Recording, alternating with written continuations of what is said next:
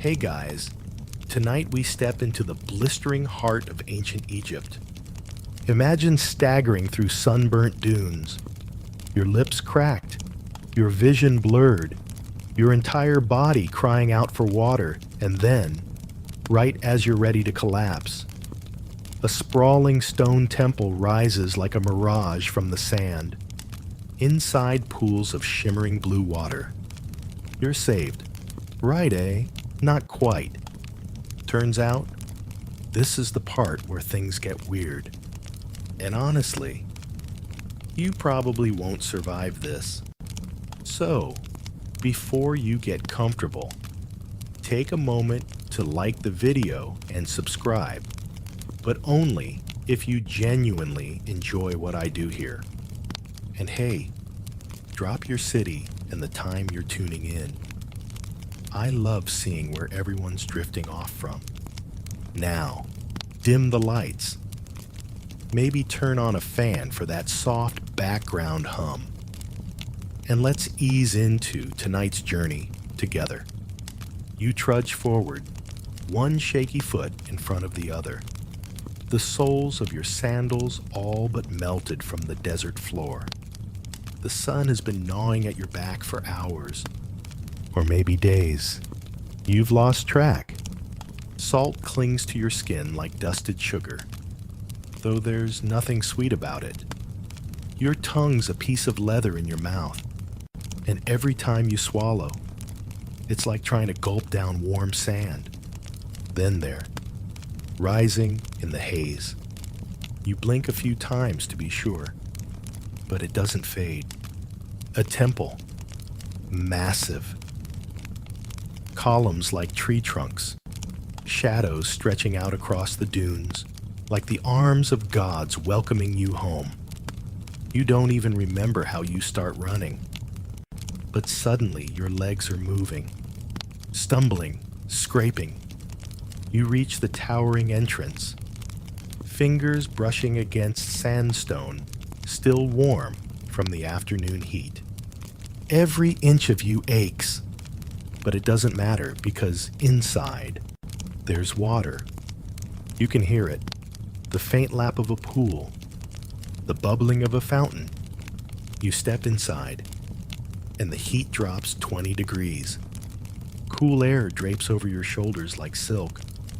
Your breath slows, your heart doesn't, and there, just past a row of kneeling sphinxes, glistening beneath shafts of light slicing through cracks in the ceiling. You see it? Water, actual water. It's pooled in basins, rippling in low troughs, carved along the floor. It runs gently in a thin stream between massive stone tiles. It's beautiful, blue as lapis, clear as glass. You can almost hear your body sigh with longing, and yet you hesitate because something feels wrong. Not, uh-oh, there's a spider in the tub wrong. More like this water might swallow your soul wrong. The air's too still, the shadows too straight, and the statues there are so many statues, all of them watching. Jackal-headed Anubis, falcon-faced Horus, even the blank stare of the crocodile god Sobek. Their eyes bore into you like they're waiting, judging. Historical fact for you. Egyptian temples often had water basins called sacred lakes, meant for ritual purification, but no one was supposed to drink from them, not even the priests. It was water for the gods. And guess what? You're not a god. Still, your knees almost buckle. You creep closer to a basin, hypnotized by the shimmer. You could just dip a hand in. One splash, one slurp. Who would know? But then you see it, just behind the water, a stone carving. A warning. It shows a man, kneeling, cupping water to his lips, and beside him. The next scene, a withered husk, twisted in agony, eyes hollow, limbs scorched black like overcooked meat. Oof. Okay then. You step back. Slowly, pulse thudding in your throat. You shuffle deeper into the temple. Columns rise around you like petrified trees. Their capitals blooming with lotus flowers. The scent of frankincense clings to the air earthy, sweet, slightly burnt. You try not to think about how long it's been since you've had even a mouthful of water, or how your skin feels too tight, or the copper taste behind your teeth. You pass what looks like a priest's chamber, rows of linen robes folded with impossible precision. No dust, no bugs, just waiting. The walls are painted with vivid scenes of the Nile crocodiles snapping at fishermen, lotus blossoms floating beside golden boats, women pouring jars of something delicious looking into troughs. Quirky detail for you. Ancient Egyptians used to put perfume cones made of animal fat on their heads at parties. Yep, party hats that slowly melted and made you smell great. Too bad you smell like roasted despair right now. There's a soft drip, drip, drip. You whip your head around neck cracking, trying to find the source. Somewhere close. A leak, a fountain. Maybe the gods are feeling generous. You follow the sound into a small antechamber. A single bowl sits on a pedestal. Drip, drip. It's collecting from the ceiling. Drop by slow. Torturous drop. It's barely a mouthful. But it's something. You stagger toward it. But just before you touch the rim, the ground vibrates. Not a full earthquake. Just a little throat clear from the earth itself. Like a warning, you freeze. Historians still argue whether Egyptian temples were designed with acoustic tricks. In mind, some believe certain chambers amplified footsteps or whispers as part of spiritual rituals. You wonder if what you're hearing now is architecture, or the start of something waking up. You back away from the bowl. Again, your vision swims. The edges blur. You think you see a jackal blink.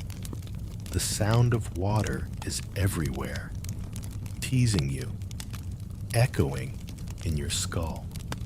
It's all around you, but none of it can be touched. Not without consequences. Your mouth is so dry, it feels like it's lined with papyrus. You'd give anything, literally anything, for a sip. But the temple seems to hum with tension, like it's daring you to try. You sit down against a pillar. Your head tips back.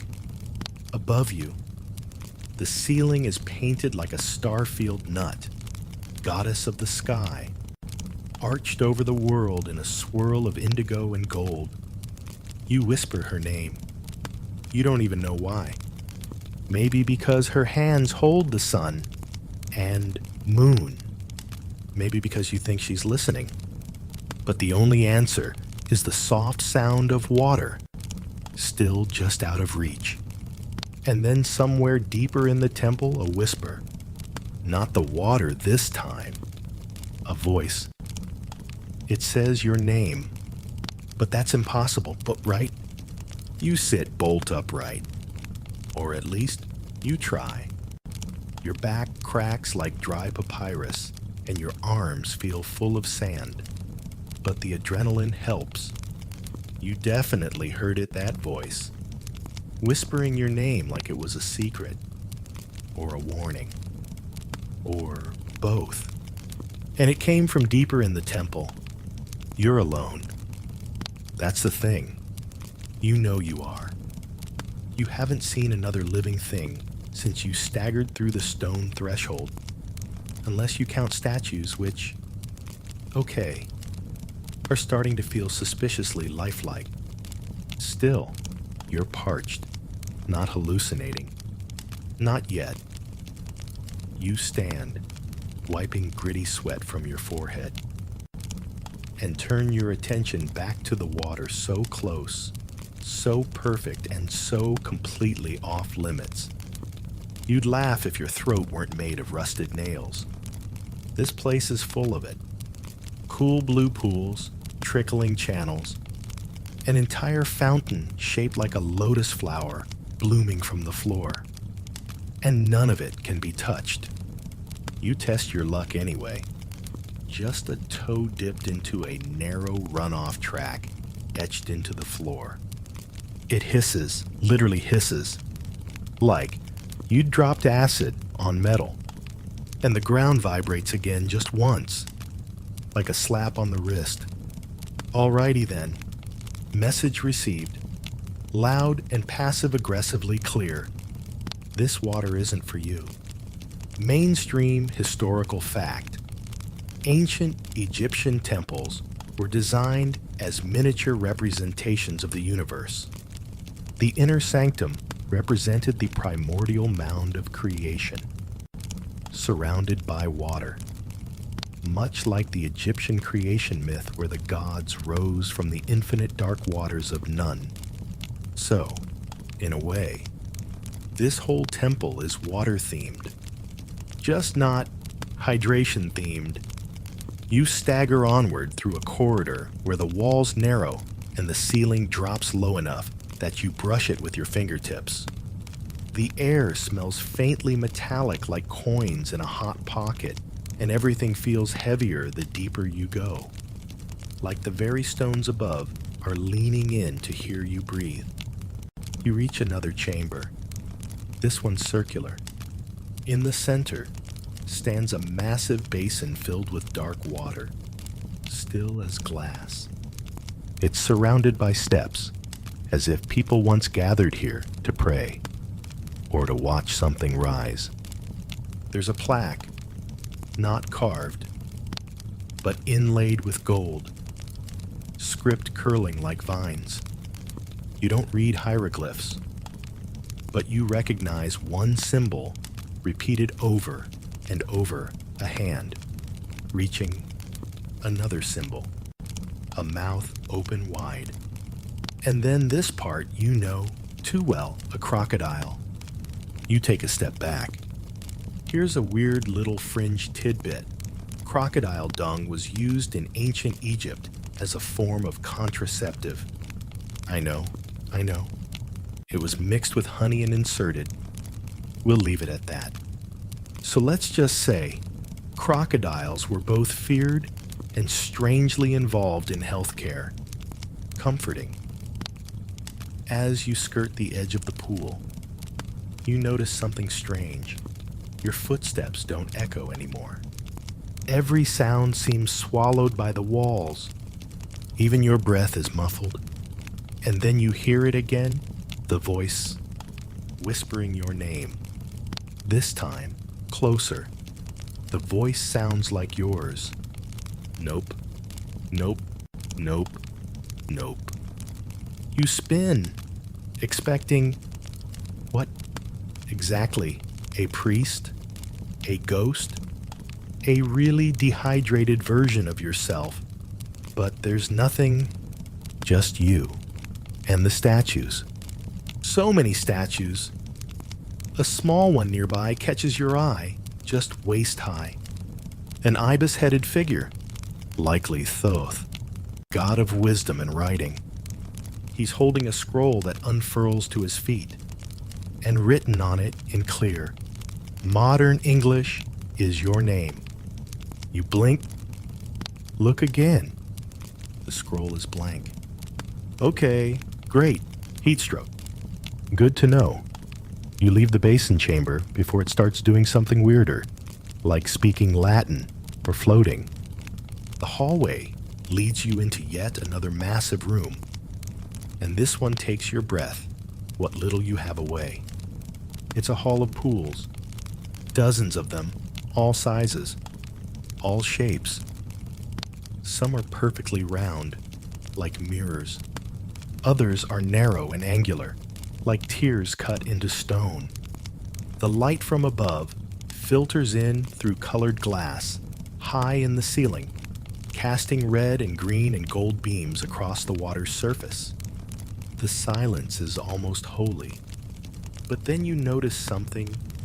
None of the water reflects you. Everything else, statues, walls, even bits of dust is mirrored perfectly. But you're missing. As if the temple has decided you don't quite belong.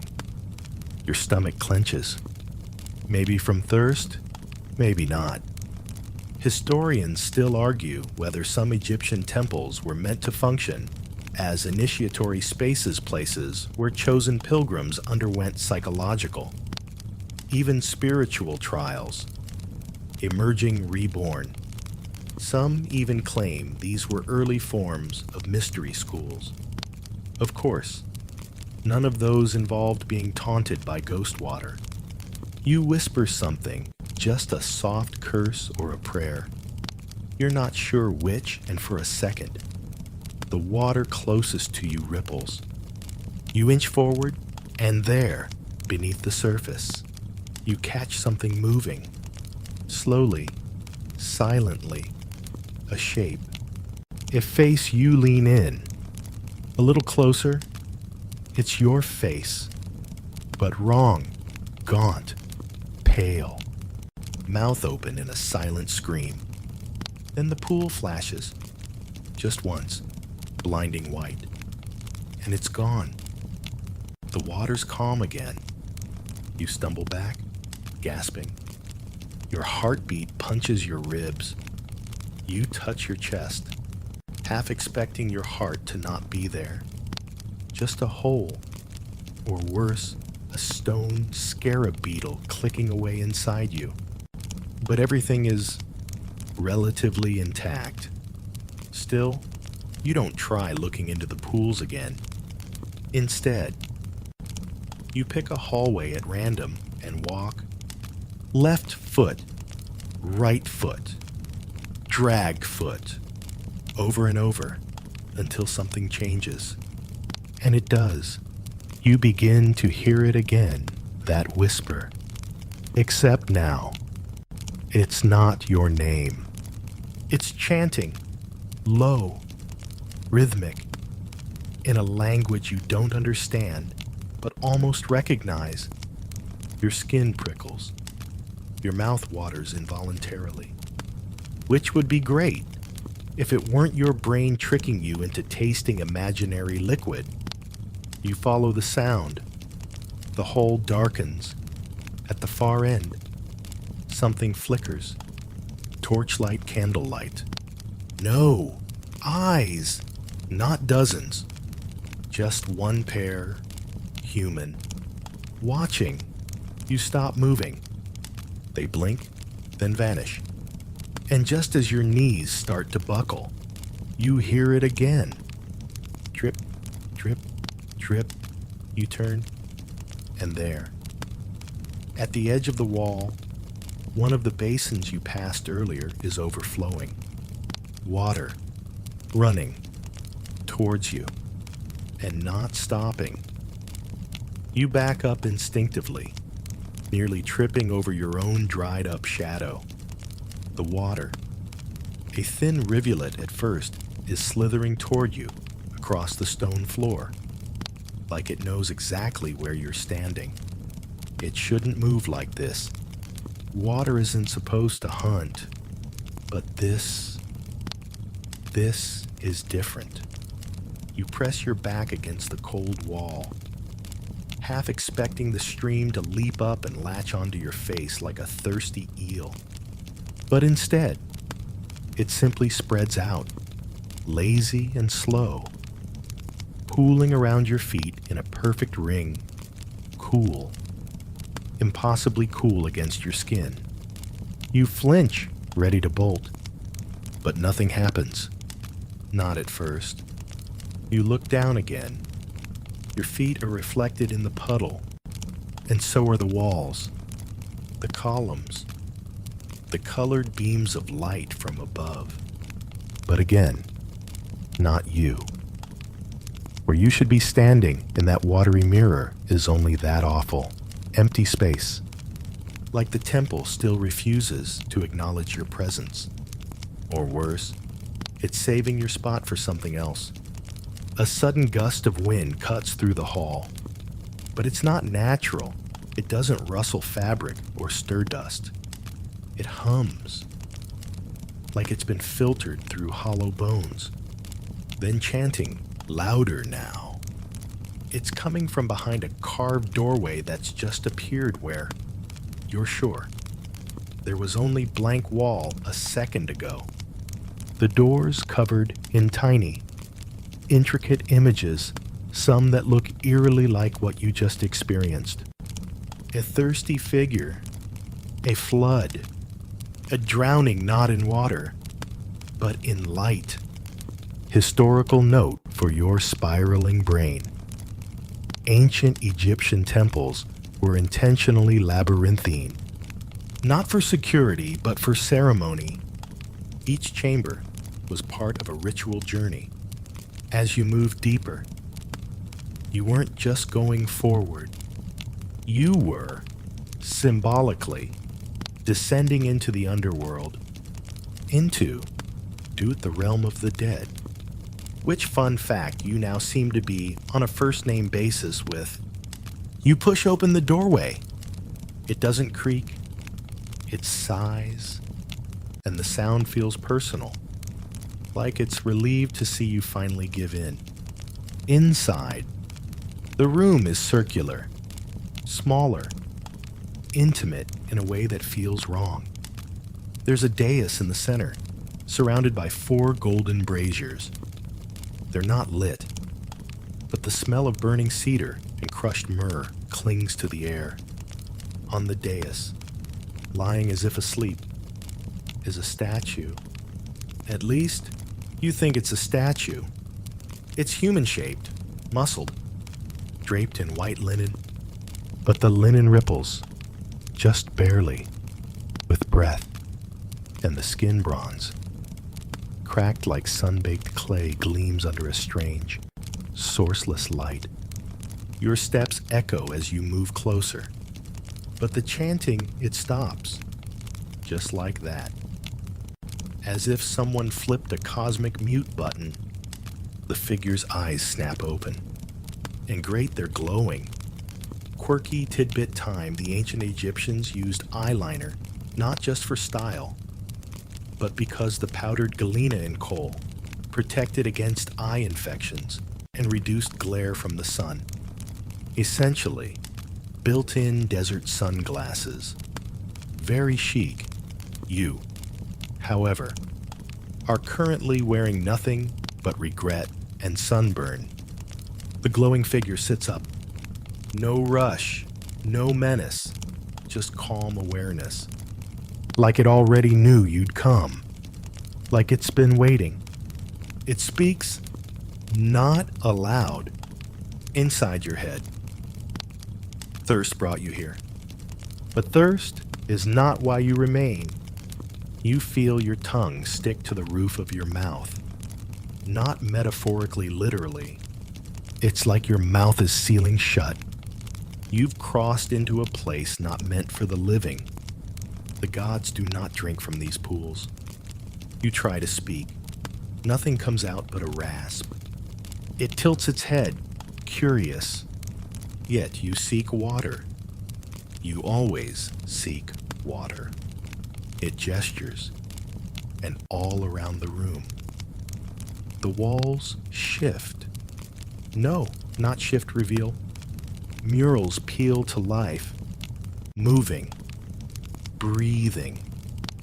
One shows a man drinking greedily from a stream and then melting, literally liquefying into the water itself. Another shows a woman crawling through a desert, only to reach an oasis that closes like a mouth around her. But the last one, that one's different. It's you. or a very good, very terrifying likeness of you kneeling at a basin, not drinking, just looking. And behind you, in the image, something enormous, something with too many arms, watching. Your voice finally cracks free. What is this place? The glowing figure answers without moving its lips. This is the Temple of Satet. A real historical fact, Satet was the Egyptian goddess of the Nile's annual flood, worshipped at Elephantine Island, where the river first surged into Egypt. She brought life and also destruction. Her temples were often near sacred wells or springs. Makes sense. This place feels like it could drown you in both. You dare to take another step? Why am I here? The figure stands now, taller than you expected. Its linen robes don't swish, they whisper, and the air around it warps slightly, like heat shimmer.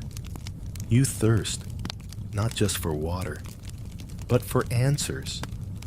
You wanted to know what was beyond sand, beyond sun, beyond reason. You open your mouth to protest, but again, he's right. You had been searching for something. Not just shelter, not just hydration, something more. A pull, a curiosity that dragged you past the usual maps. He continues, circling you slowly. But there is a cost. There always is. You reach out just instinctively as he passes, but your hand goes through him, not like smoke, more like oil on water, slippery, cold, refusing to hold.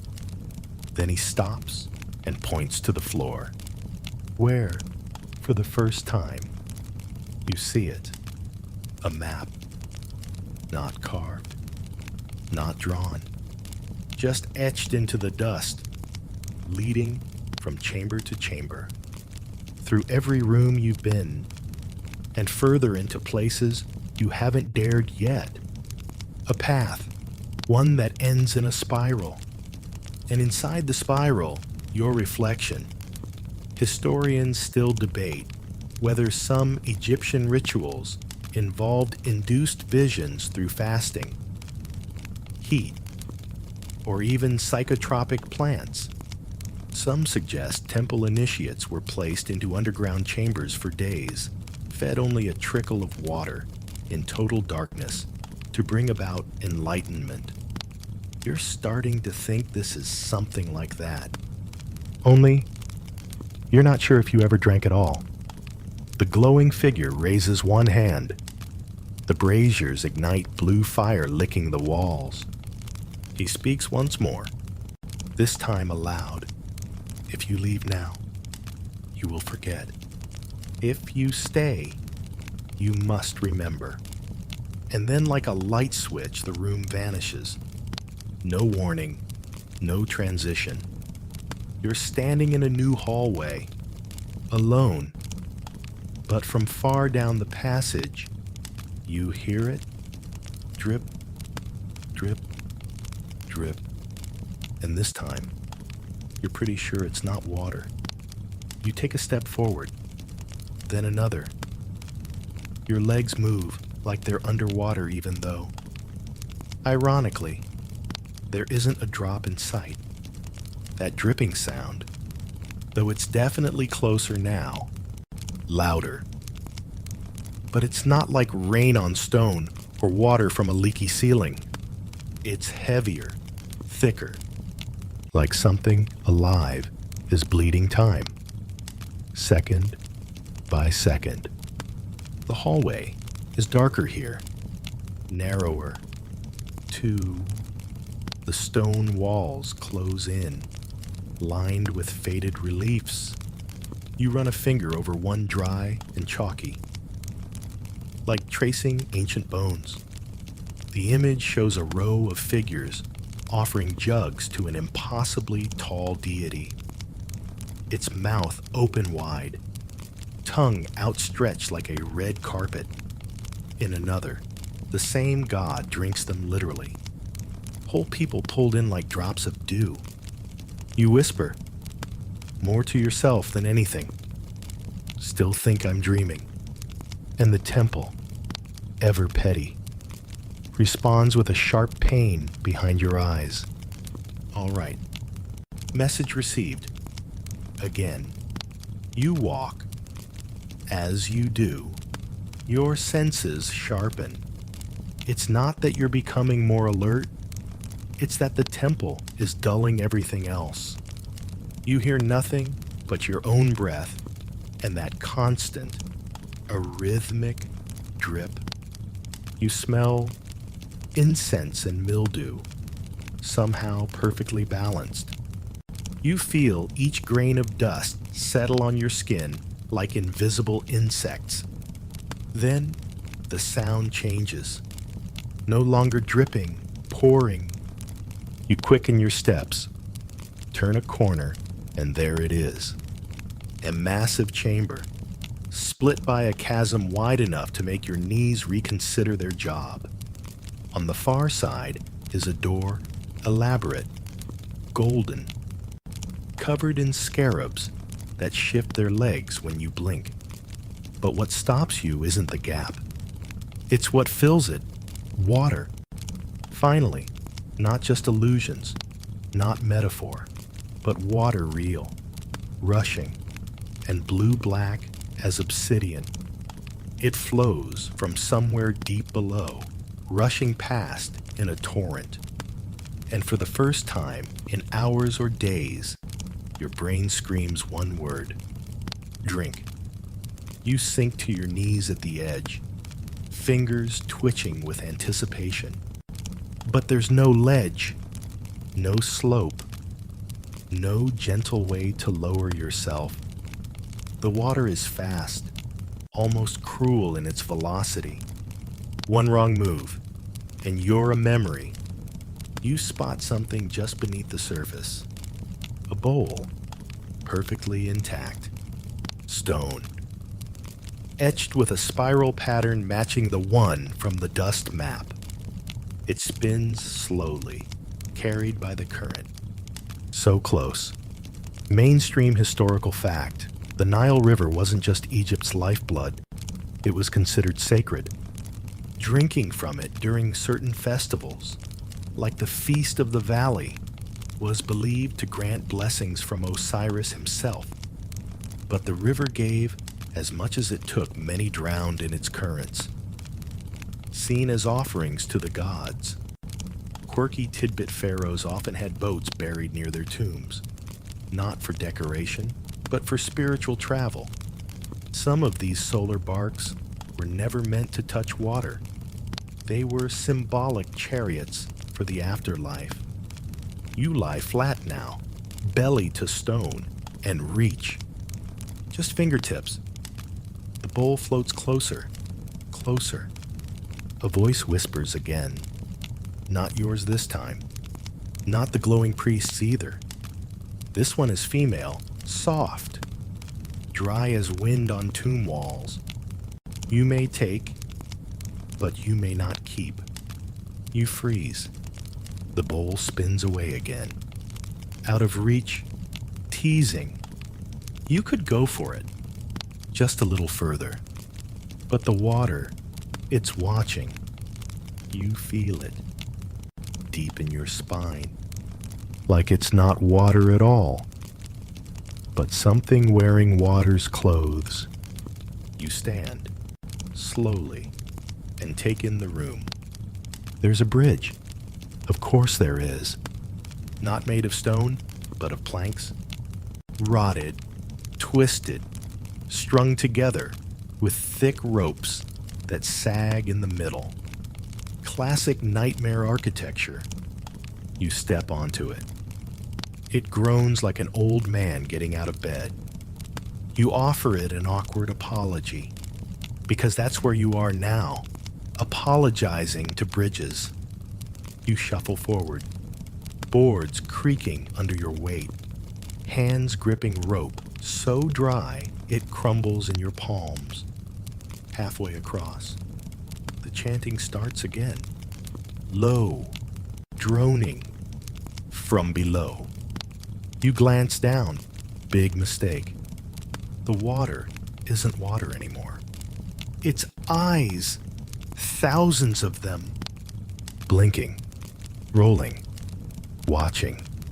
Some are human, others absolutely not. One pupil is square. Another glows red. One eye has hieroglyphs instead of an iris. One winks. You try to look away, but your feet won't move. And that's when the bridge shifts. Not collapses, not breaks, just shifts. Slightly. Just enough that the bowl from earlier bobs into view again, floating beneath you like a reward for your poor decisions. Drink, the voice urges, or fall. Historians still argue whether the Book of the Dead's various trials were meant to be metaphorical or literal. The weighing of the heart. For example, some believe it was a real ritual. Others think it was a philosophical reflection of moral judgment. In either case, most versions involved water somewhere floods, lakes of fire, or rivers with names like Winding Waterway. You teeter, 1 foot slips. You catch yourself barely, and as you do, something in your pocket shifts. Wait, pocket you reach in, confused, and pull out a small stone. Smooth, warm. You don't remember picking it up, but it hums faintly in your palm. Like it belongs. You look at the bowl again, and it's gone. Just like that. No splash, no sinking. Just vanished. The eyes blink in unison, and you feel it. You pass something. A test. A trap. Too early to say. But the bridge holds. You cross the rest in silence. Every board feels like a question you're too thirsty to answer. Once across, the golden door opens with a sigh. You step through. The room on the other side is the brightest yet. Candles, dozens flicker in iron sconces, and at the far end a throne. Not large, not grand, just old, and seated on it.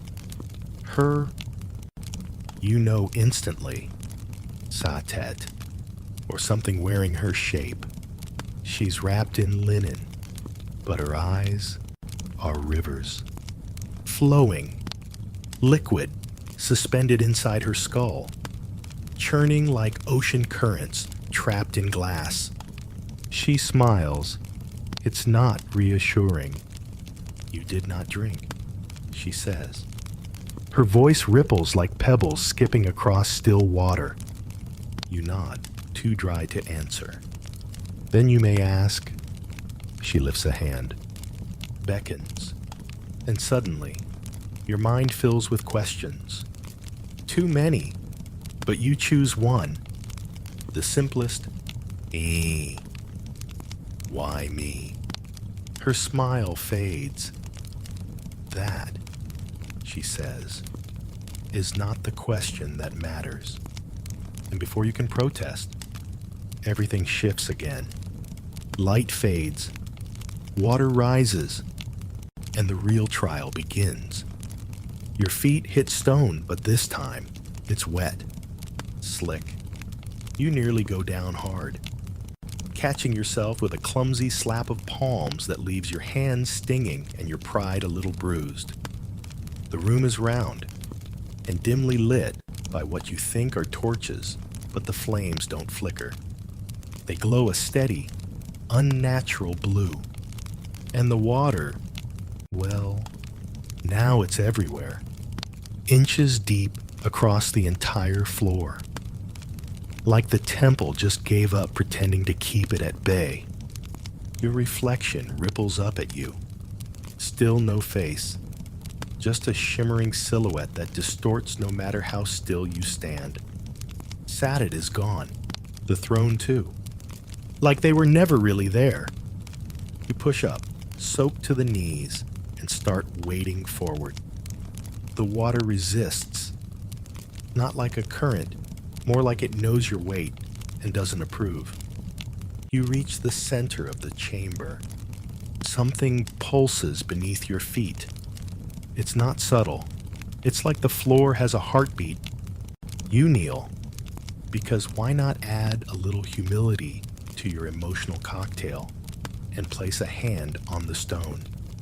Warm, too warm. It pulses again, matching your pulse exactly. Creepy. Above you, the ceiling arches high into shadows. Murals spiral upward, crocodiles devouring the sun. Boats made of stars. A woman whose outstretched arms touch every corner of the world. Historical fact break, that's Nut. Goddess of the sky. The Egyptians believed she swallowed the sun at night and birthed it again each morning. Their temples often included ceiling art representing her body as the heavens themselves. They looked up and saw the divine. Literally, your gaze drops. Beneath the shallow water is another image, carved into the stone floor itself. A circle, inside it, a figure kneeling before a mountain of empty cups. All broken, all dry. And around the circle, a single phrase in ancient script. You don't read hieroglyphs, but somehow, the meaning blooms in your brain like a memory. The thirst is not for water. You stand, look around. A door appears. This time, it doesn't open when you approach. Instead, a voice echoes through the room, not from above, but from the water itself. If you would pass, it says, you must quench. You blink. Quench what? A low chuckle sloshes up around your ankles. That is up to you. You look down, and there it is. A cup. Not ancient. Not golden. Just an ordinary ceramic mug, like one you'd find in any thrift store or break room. It floats toward you lazily, beige, chipped. Your brain offers the unwelcome thought. It looks like the mug from your mom's old house, the one she always used for tea. You pick it up, it's dry inside. Of course. And then, across the room, a pedestal rises. On it a jug, not sealed, not glowing, just sitting there, daring you. You cross to it slowly, the water now swirling like it's annoyed with your indecision. At the jug, you pause. There's a smell. Familiar. Not death, not rot. Chamomile. You pour. The liquid steams. Pale yellow. Calm. You lift it to your lips and hesitate. Now, this is where the narrative tension spikes. Right. Because you don't know if this drink is salvation or just another spin of the hallucinogenic roulette wheel that is this temple. But your throat aches. Your chest is tight. And this whole place seems built around forcing your hand. You drink. Not all of it. Just a sip. And instantly, something strange happens. You remember. Not the temple. Not how you got here. Something older. A car ride. You're 6. In the back seat. Your mom's humming. Outside. It's raining. Soft and steady. And you're watching droplets race down the window.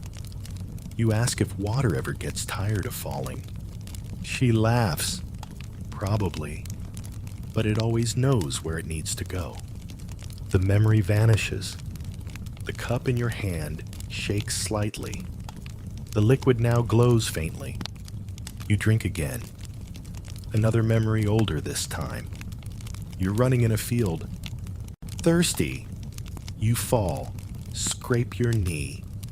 You cry, not because it hurts, but because you can't find the stream your grandfather told you about. He finds you, smiles, hands you a tin cup filled with cool water from a leather flask. Silly, he says. You were sitting right next to it. You never saw the stream, but you drank, and now you understand. The thirst isn't for water. It's for home, for safety, for memory, for meaning. The cup pulses once in your hand. The door opens. Historians still argue whether Egyptian temples were designed as spiritual training grounds, places where priests underwent psychological trials, fasting, and meditation to prepare for the mysteries of death and rebirth. Some say they were early versions of initiation chambers, teaching not knowledge, but surrender. You step through the door. The next room is different. No water, no murals, just a desert. Yes, an actual desert. Inside, sand dunes curve gently toward a painted horizon. A sky above that shouldn't fit inside a temple. The air is dry again. Too dry. Your skin cracks at the knuckles. The water in your belly, memory water. Comfort. Water feels like it's already evaporating. But the strangest part, there are footprints. Your footprints going ahead.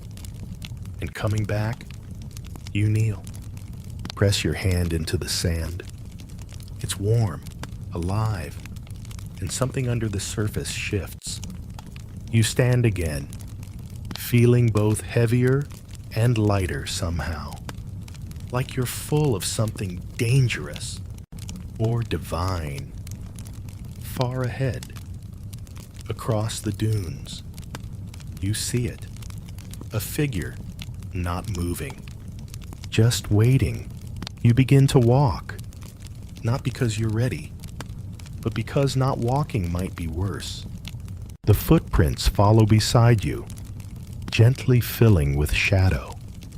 And then the whisper comes again. Closer this time.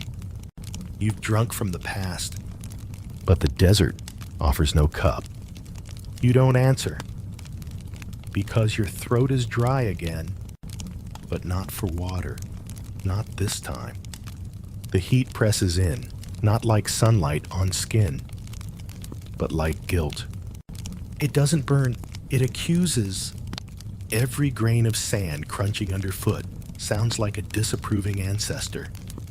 You trudge forward, following your own footprints, the ones that shouldn't be here, the ones that both lead and return. The horizon never gets closer. That figure, still just a speck, still unmoving, but the air changes. You smell something. Smoke. No more like burnt cinnamon. Sweet, but scorched. And underneath it, the distinct, undeniable tang of ozone. Like lightning hits something nearby. You look up. Still sky. Still stars that don't twinkle. Still nothing making sense. You pause at the top of a dune. Breathing heavy. Sand in your teeth. It crunches when you clench your jaw. Then you see it just beyond the next rise. A break in the dunes. A hollow, like a basin. Nestled within it is something gleaming white. Smooth. Man-made. A table. Because, of course, there's a table. You descend toward it. The sand shifts and slips beneath you. You fall once, catch yourself with a curse and a mouthful of grit. The table is round, marble, cool to the touch your fingers sing from the contrast. In the center sits a metal pitcher, silver, untarnished, almost too clean for this place. No cup, just the pitcher. You don't need anyone to tell you you're meant to pour it straight into your hands. So you do, and it's empty. Of course, you sigh, turning away, and stop. The figure is closer now, much closer, standing just beyond the basin.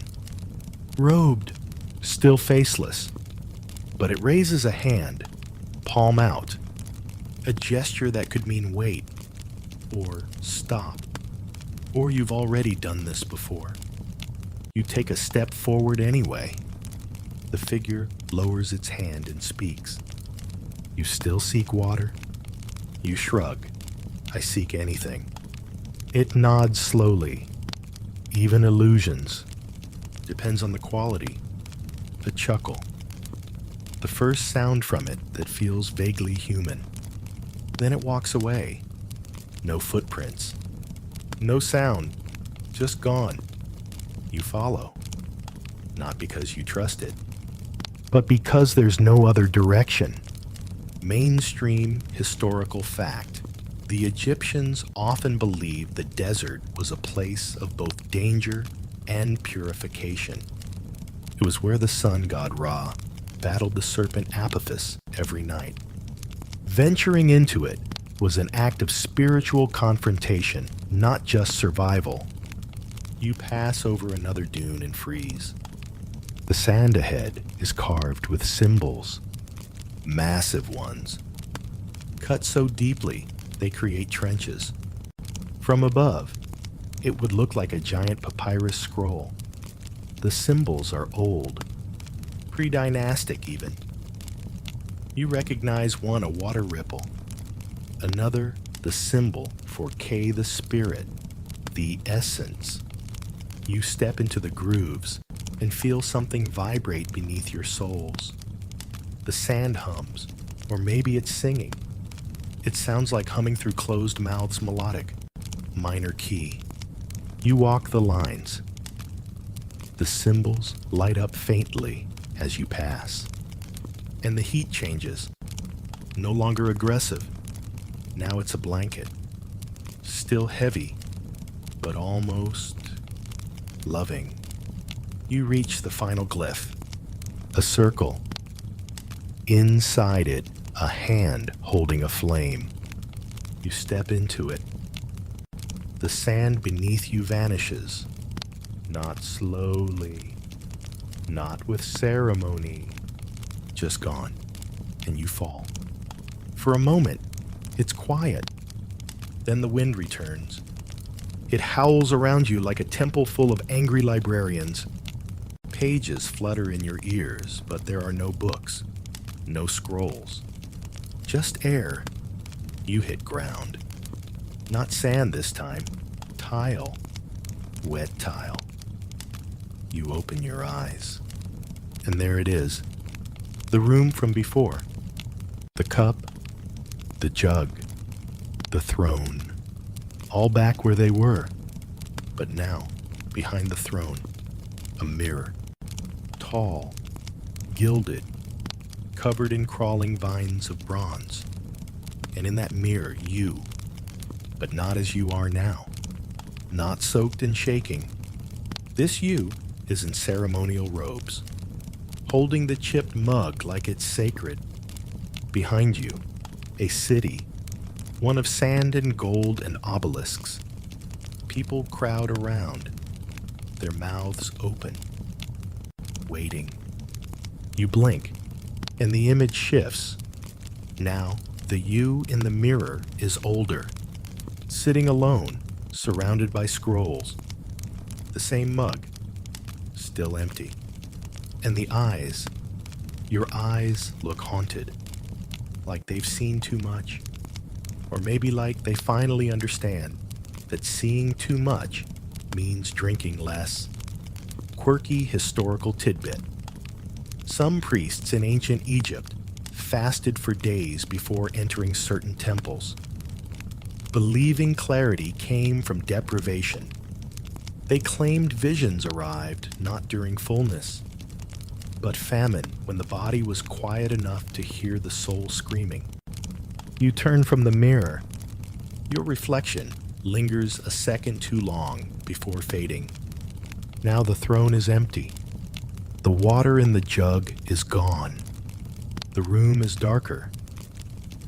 Only the symbols on the wall still glow pale blue, soft as breath on glass. You walk toward the exit. It's not the same door you entered. This one is narrow, slitted. Like a wound, it opens with a groan. Inside, it's pitch black, but you step in anyway. Because that's what this story wants. You think of something you read once, how Egyptian tombs weren't built for the dead, but for the living to learn how to die.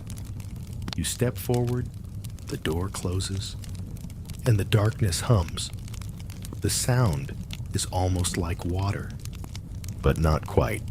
And just before everything vanishes, you hear it, one drop, falling, waiting. You don't know how long you've been standing in the dark. Time's been weird here since minute 1, but this might be the worst of it. Not because it's terrifying, exactly, but because it's still a kind of stillness that doesn't belong to sleep or peace. The kind that belongs to waiting rooms, to hospital corridors, to breathless silences after you've said something you can't take back. The drop falls again.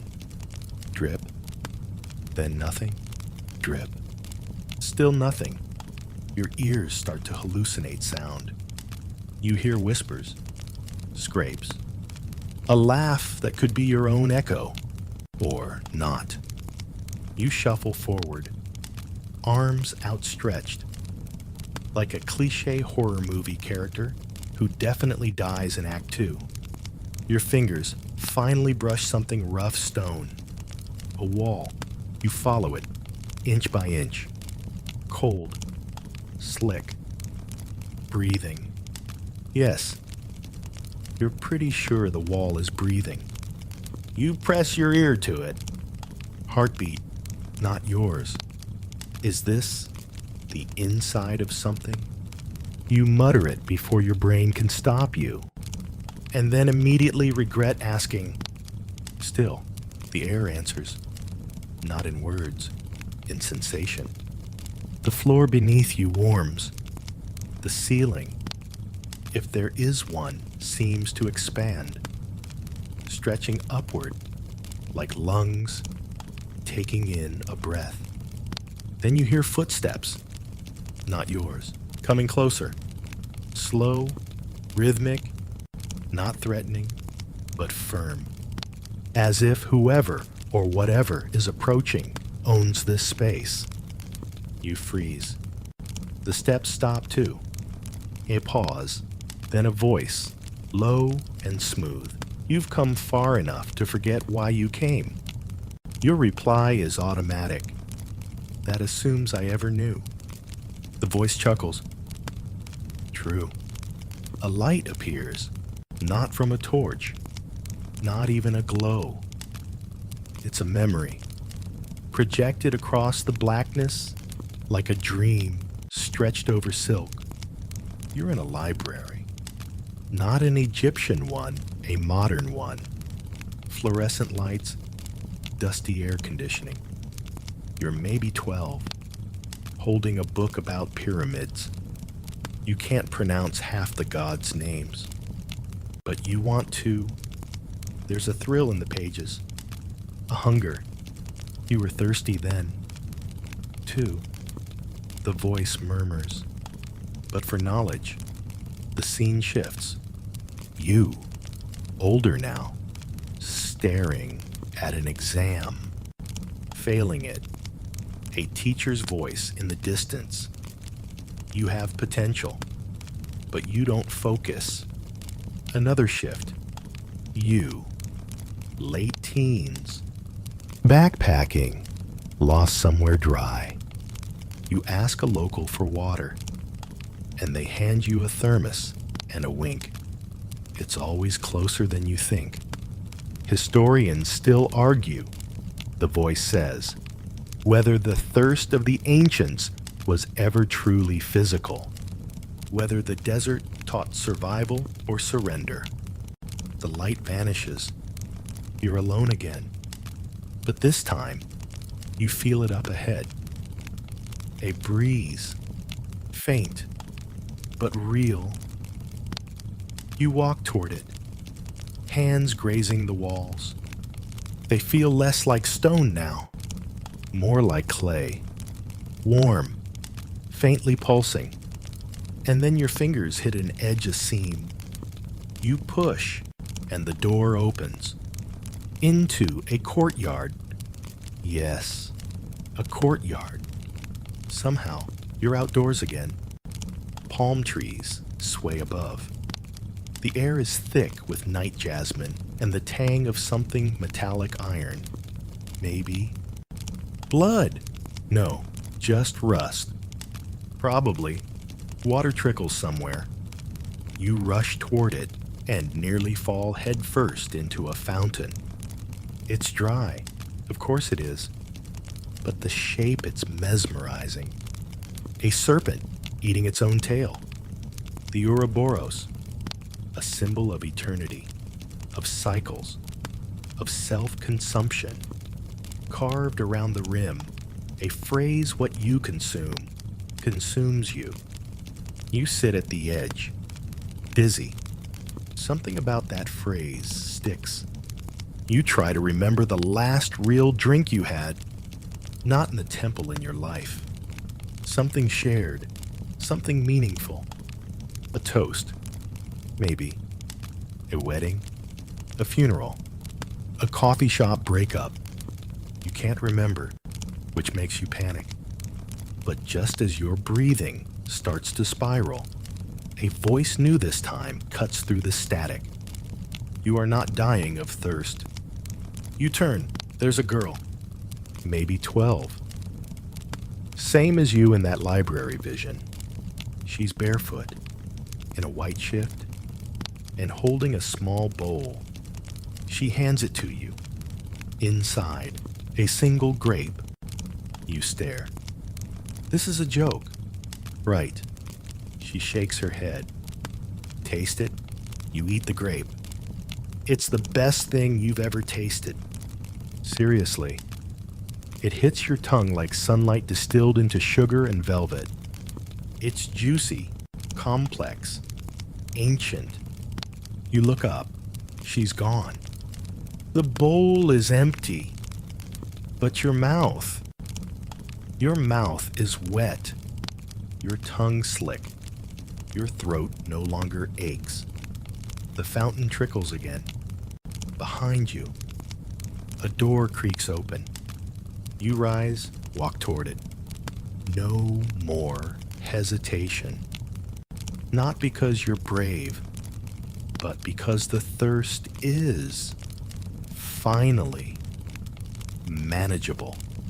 Just as you reach the door, you hear another whisper.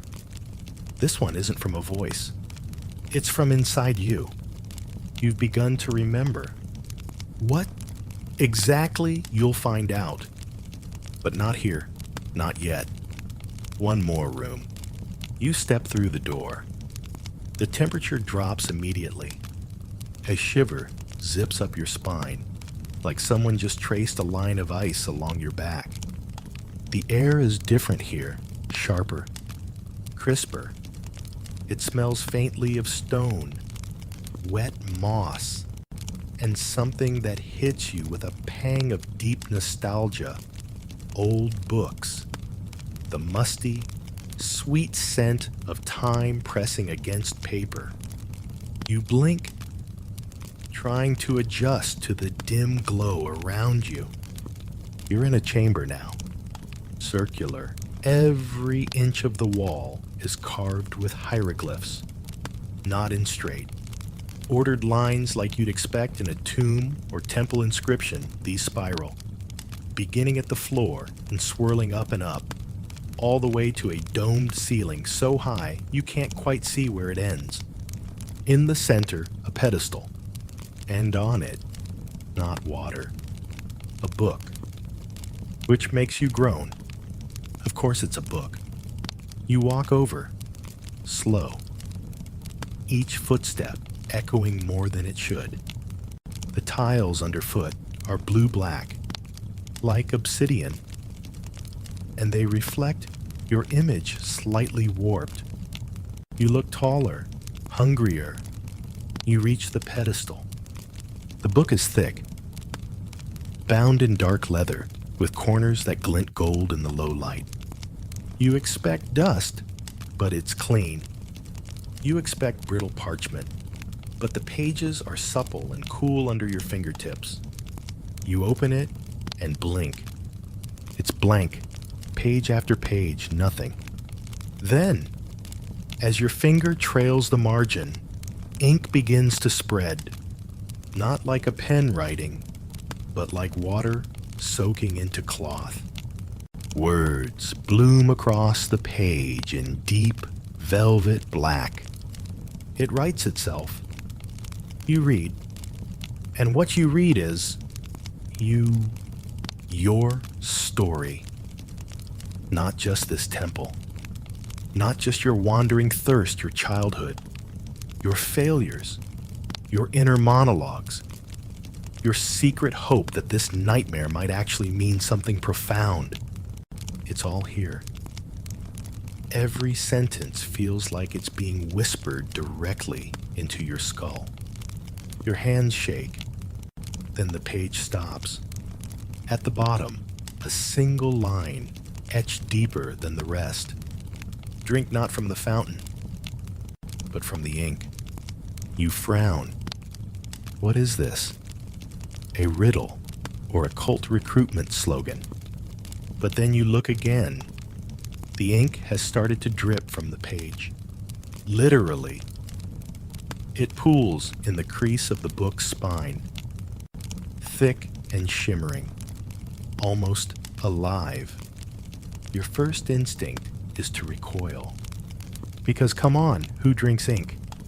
But your second instinct, well, thirst makes people stupid. And you are very, very thirsty. You dip your finger in, touch it to your tongue. The flavor is unexplainable. It tastes like forgotten names, like that moment when you almost remember something. It's not sweet or bitter, it's ancient, complex, sharp and round at once. It makes your ears ring and your eyes sting and your bones hum like tuning forks. Then the world shifts, not violently, more like it tilts, just slightly, enough that you suddenly feel off balance in your own body, like gravity's gone sideways. You blink again. The chamber's gone. You're on a boat, a papyrus skiff, swaying gently on a calm stretch of the Nile. Moonlight dances on the water. You look down, you're dressed differently. Robes, gold bands on your wrists. The kind a temple priest would wear. Or someone higher. In your lap, the same book. But now it has a title, The Ledger of Forgotten Waters. You flip to the last page. There, in your own handwriting, he who dies of thirst in water is cursed not by the gods, but by memory. Mainstream historical fact. The Nile wasn't just Egypt's lifeline, it was their calendar, their god, their storybook. Every year it flooded, bringing fertility. Every flood had a name, a meaning. The river was both life and judgment, The boat glides silently past reeds. You spot crocodile eyes glowing in the dark. A heron lifts off with a cry that slices the quiet. On the bank, a cluster of jackals watches with eerie stillness. And on the opposite side, the temple, the same one, somehow older, crumbling, yet humming with power. The boat touches shore. You step off.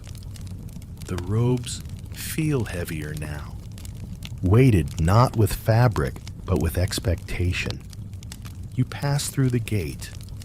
Inside, everything is the same, yet reversed. Left is right. Stairs go up where they once went down. The cup from before now sits upside down, still chipped. This time, a man stands beside it. No robe, just a shaved head, a long staff, and eyes that look way too much like yours. He speaks. You made it to the center. You ask. Of what he tilts his head. Of yourself. A pause. Then, but you're not done. Great. Of course not. You glance around. The fountain in this version of the temple flows, but it flows up. Water streams from the pool to the ceiling. Gravity seems like a flexible suggestion here. You ask the man, "What now?" He leans in. You drink. You point to the upside-down cup. From that, he grins. From you. And suddenly, you realize there's a pool at your feet. Reflective. Deep. But it's not filled with water. It's filled with memories. Faces. Moments. You see your parents. Your childhood dog. A game you forgot you used to play alone. A teacher who once said your name like it meant something. And among them, moments of thirst. Not literal. Longing. Loneliness. Wonder. Joy you didn't know was joy at the time. You drop to your knees. Cup your hands. Drink. And for a second, you're full. Not just hydrated, full of you. Every version, every moment, every thirst quenched and unquenched. And as that fullness swells inside you, you hear footsteps behind you. Again, but this time, they sound familiar and closer than ever. You don't turn around right away. Something about the footsteps tells you to wait. Not because they're menacing, but because they matter. You want to savor the tension? Let it stretch like papyrus in the sun.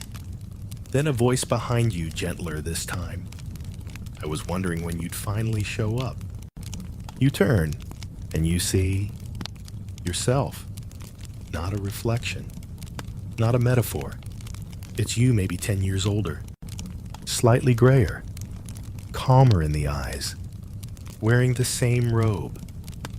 But it fits like it's been worn 1,000 times. The older you smiles. Thirst gets tricky when it's not about water. Huh? You nod. Dumbly. The older you walks around you, trailing a hand over the edge of the reflective pool. People think the desert kills because it's dry. But really, it's the mirage that gets them. The hope, the picture of relief that leads them further into danger. They stop in front of you, kind of like life.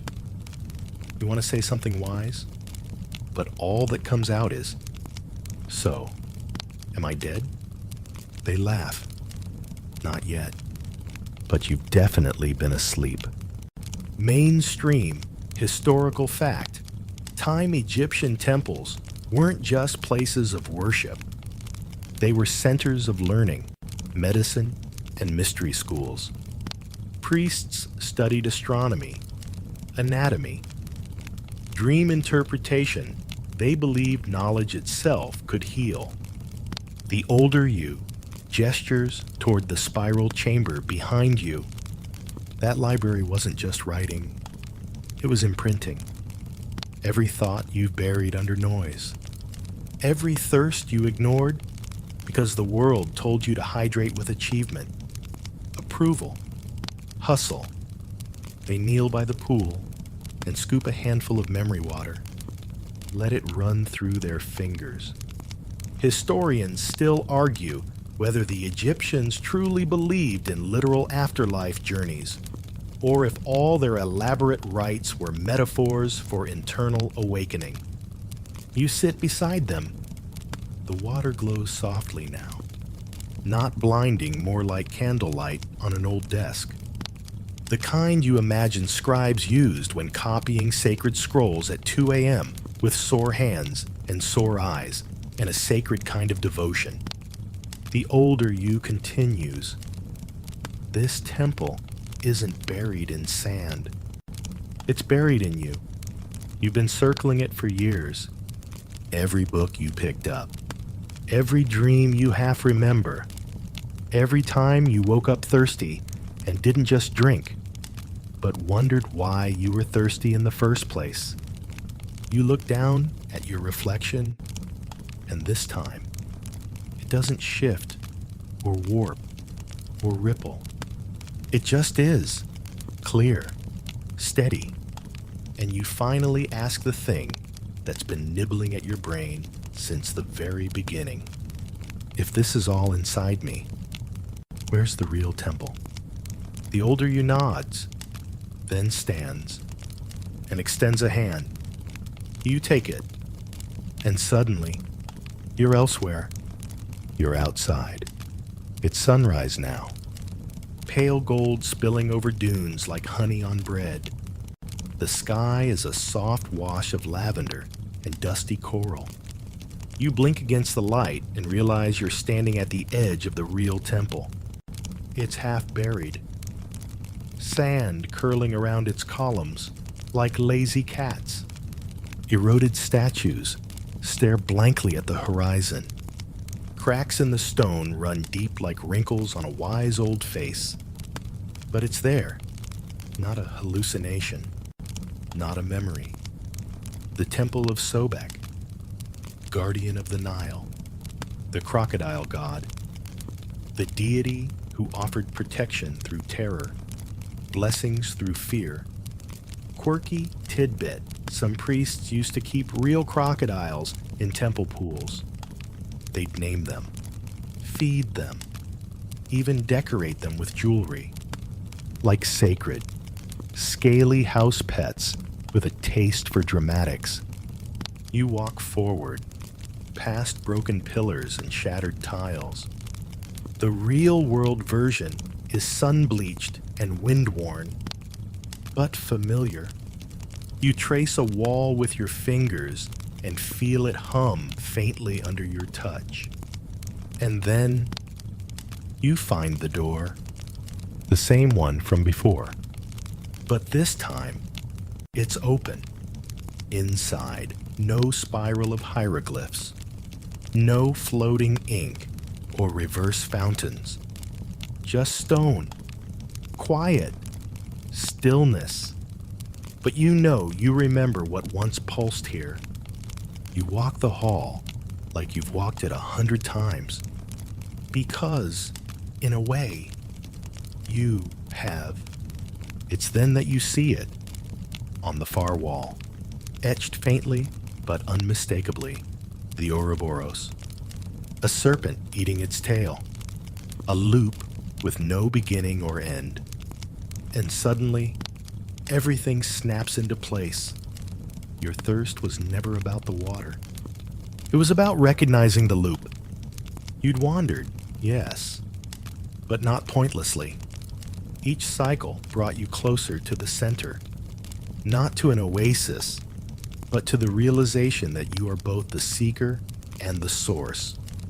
You sit at the base of the wall. Let your back rest against cool stone. The wind outside rustles through broken windows. Sand swirls in lazy circles.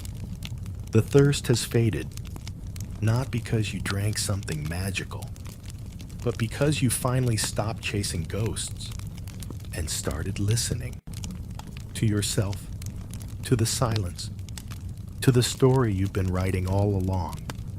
And just as your eyelids begin to droop, just as the temple breathes a deep, ancient sigh, you hear it. One last footstep behind you, and a single, simple word. Ready.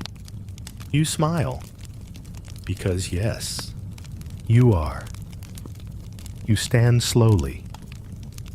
The weight of the word ready settling like warm dust on your shoulders. It's a promise, a question, and a challenge all at once. You turn, expecting to see the older version of yourself again. But the space is empty, just stone walls and the whisper of desert winds curling through the shattered windows. The temple seems to hold its breath with you. You take a tentative step forward. Each footfall echoes, a soft drumbeat keeping time with your racing heart. The faint scent of lotus blossoms drifts in a ghostly reminder of life flourishing in the harshest conditions. You inhale deeply, the fragrance mixing with dry dust and something faintly metallic, like old coins buried beneath centuries of sand. Your fingers trail along the crumbling hieroglyphs on the wall, their relief worn smooth in places, but still telling their stories tales of gods who commanded the waters, kings who built monuments to eternity, and priests who held secrets of life and death. It's humbling. There's reverence here, a quiet pulse that transcends time. You remember a fact you once read. The ancient Egyptians believed the temple was the earthly home of their gods, a sacred space where heaven and earth touched. The idea that the divine dwelled within stone, water, and ritual, making the temple a bridge between worlds. But now, in this half-ruined sanctuary, the divine feels more personal, more intimate.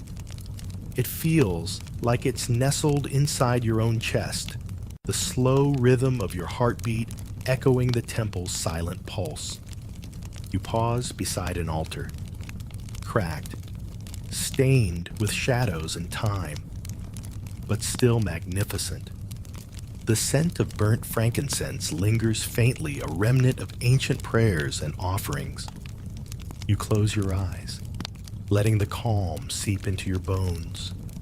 Quirky tidbit Egyptian priests often use crocodile dung as a sunscreen and deodorant. Charming, right? Imagine applying that before your big ritual.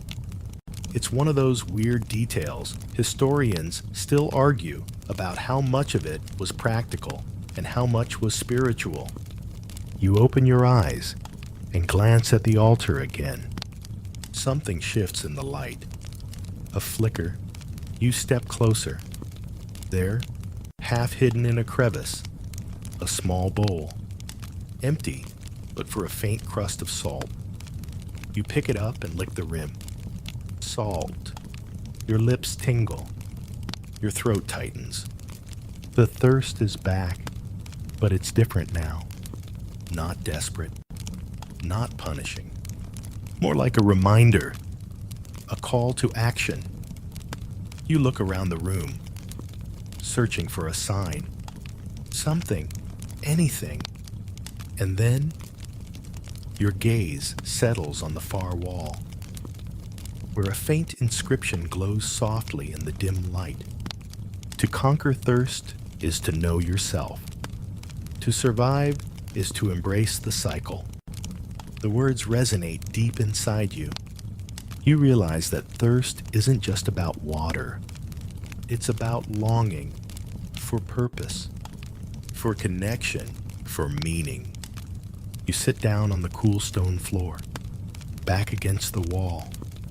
The temple breathes around you, ancient and alive. You close your eyes and listen to the wind, to your own breath, to the steady beat of your heart. Outside, the desert stretches endlessly. But here, inside this temple, surrounded by memories and mysteries, you feel something you haven't felt in a long time: peace. A soft hum fills the space, not from any instrument or chant, but from within. From the temple stones, from the water that once flowed here, from you. You smile. You probably won't survive this, not without scars or lessons. But that's the point, isn't it?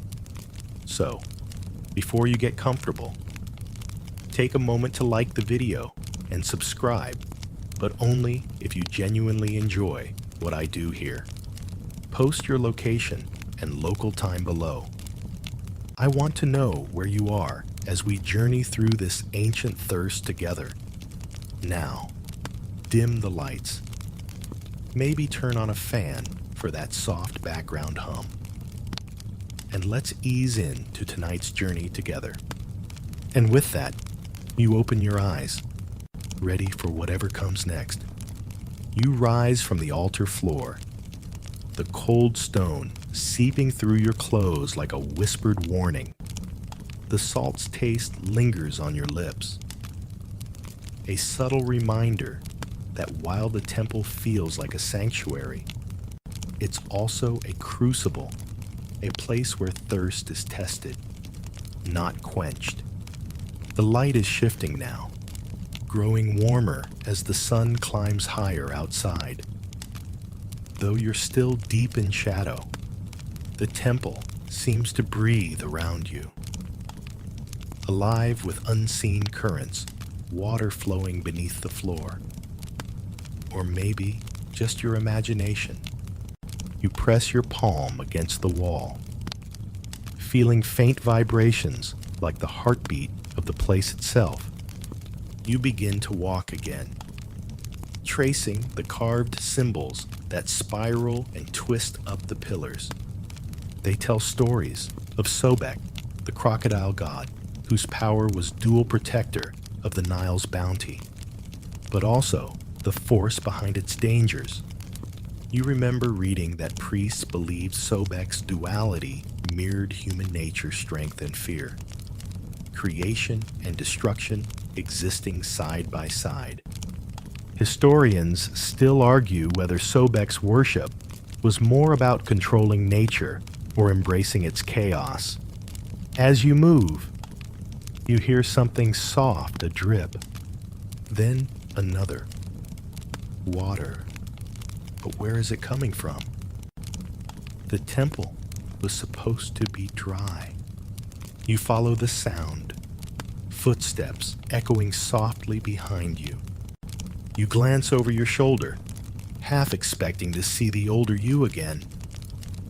But the corridor is empty. The dripping grows louder. You round a corner and find a narrow stairwell descending into darkness. The air is cooler here, damp. You can smell earth and stone soaked with centuries of hidden moisture. You hesitate, then descend. At the bottom, you find yourself in a subterranean chamber.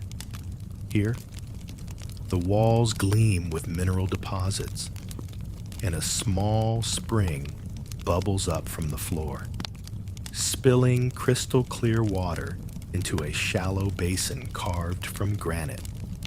The sound is soothing, a quiet song in the silence. You kneel beside it, cupping your hands to drink. The water tastes pure and cold. But it's not just water. It's like drinking history itself. Sharp and layered with the scent of ancient reeds and sun-baked mud. You pause, letting the coolness flood through you. But then you notice something strange. The basin is covered in inscriptions, tiny and intricate. You lean closer and see they're not just hieroglyphs, but a kind of map, a labyrinth of symbols leading somewhere deeper. You trace the lines with your finger, and you realize this spring isn't just water, it's a gateway, a passage to another layer of the temple. Your heart quickens. You're thirsty, yes, but now it's more than thirst for water. It's a thirst for truth. You stand, ready to follow the map. But just as you turn, a shadow flickers across the wall behind you. You whip around, nothing, but the echo of footsteps lingers. You're not alone. Quirky, tidbit Egyptian priests sometimes performed rituals in secret chambers beneath temples, places only a few knew about. Some were said to be portals to the afterlife, others, doorways to secret knowledge. Whether these chambers actually existed or were symbolic remains a topic scholars debate heatedly. You take a deep breath and step forward, deeper into the labyrinth, the water's song guiding you. The temple is no longer just a place, it's a living puzzle, and you're right in the middle of it. You descend deeper into the labyrinth, the air growing cooler and heavier with the scent of damp stone and ancient secrets. Your footsteps echo softly, mingling with the steady drip of water somewhere beyond sight. The walls here are narrower, lined with intricate carvings that seem almost alive in the flickering torchlight you conjure from your memory. You run your fingers over the hieroglyphs, tracing the story they tell. It's a tale of transformation of the soul, journeying through trials, crossing thresholds, shedding old skins like the crocodile shedding its teeth. The ancients believed the temple was a mirror of the soul's path to rebirth, a physical and spiritual maze.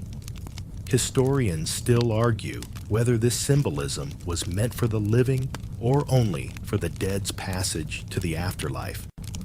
You pause at a chamber where the walls open into a small pool of dark water, almost black, reflecting nothing but shadow. The pool's surface is perfectly still, like a mirror without a reflection. You dip your fingers in cold, heavy, unnerving. There's a whisper here, not spoken words, but a feeling, an echo of voices long gone, of prayers and fears carved into these stones centuries ago. You realize this pool is more than water.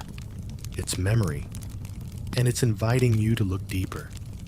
You lean closer, eyes scanning the black surface.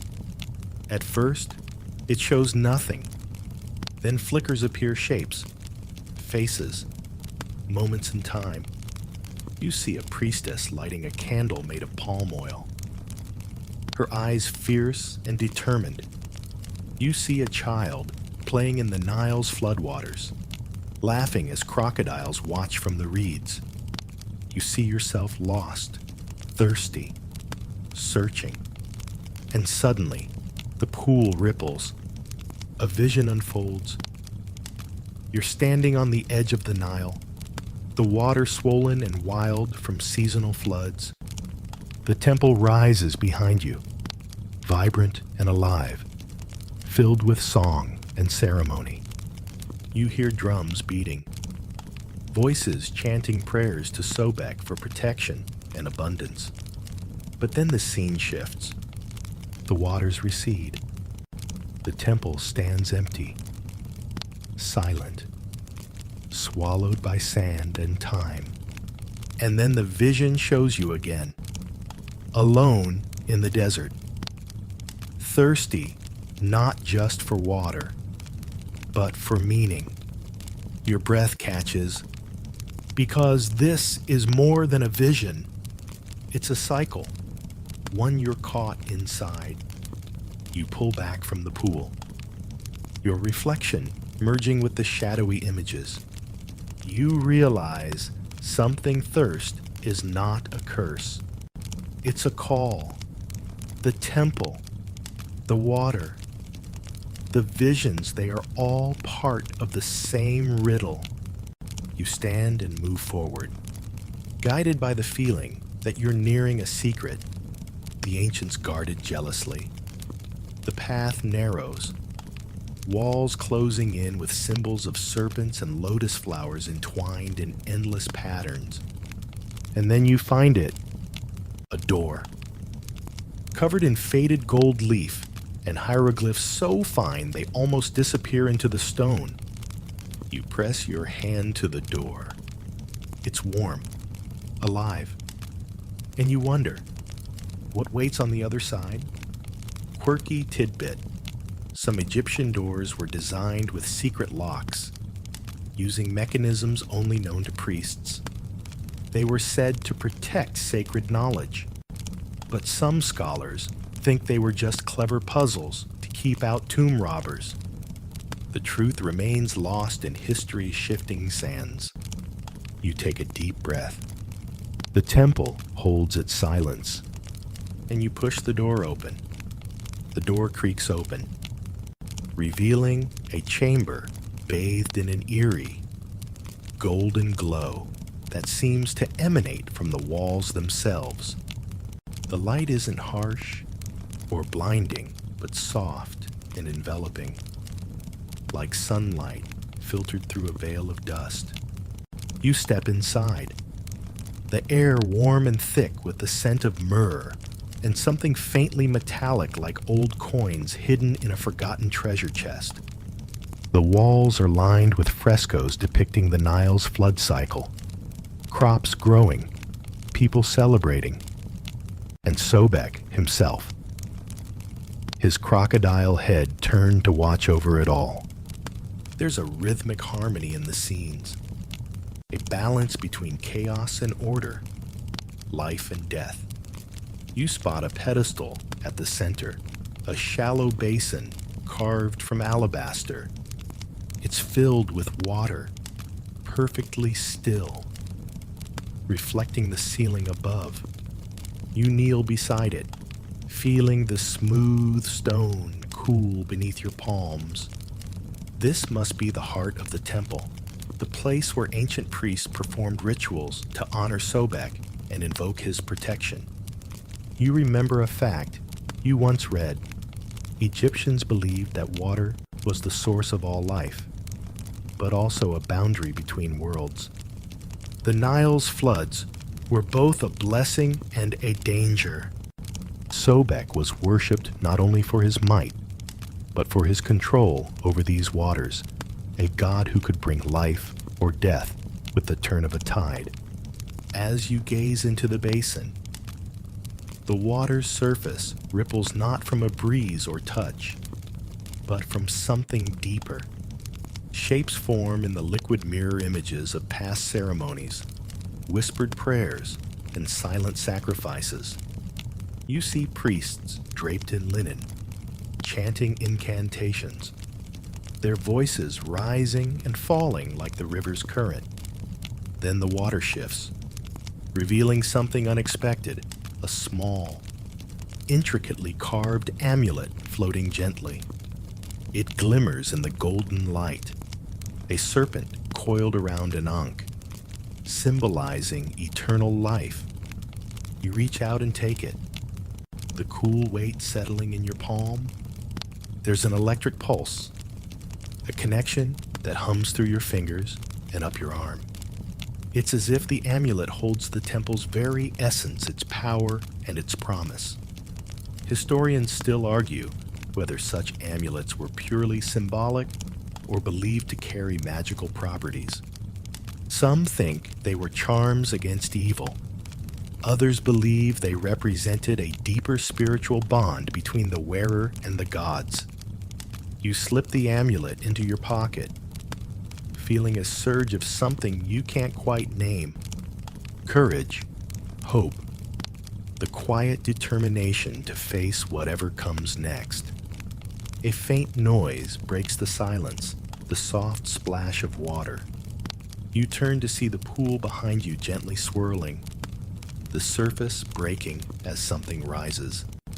It's a crocodile, not the terrifying beast you expected, but a graceful, almost serene creature with eyes that seem to hold ancient wisdom. It circles the basin once, then locks gaze with you. You feel no fear, only a profound sense of understanding. Sobek's guardian, here to watch over you in this moment of thirst and transformation. The creature slips beneath the surface, disappearing, leaving the water calm once more. You stand, the amulet warm in your hand, and step toward the exit, the golden glow fading behind you. Outside, the desert sun blazes, harsh and unyielding. But inside, you carry something new.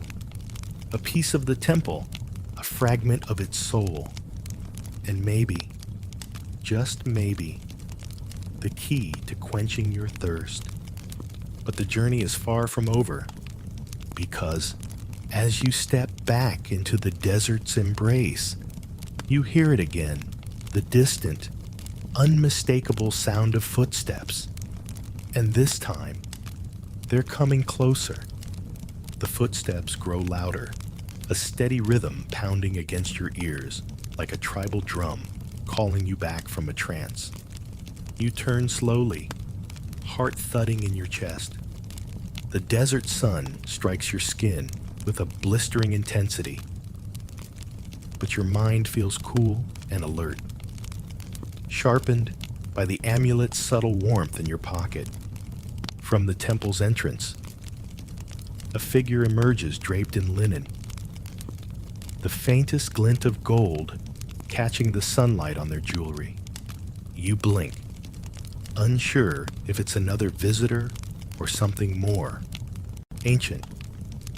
Their eyes meet yours, steady and unflinching. And for a moment, the world holds its breath. You recall a fact from your readings. Egyptian priests often acted as guardians of sacred spaces. Their knowledge passed down in secret rituals.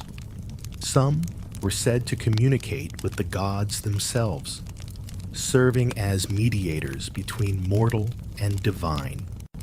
But historians still argue whether these figures were spiritual leaders or political enforcers.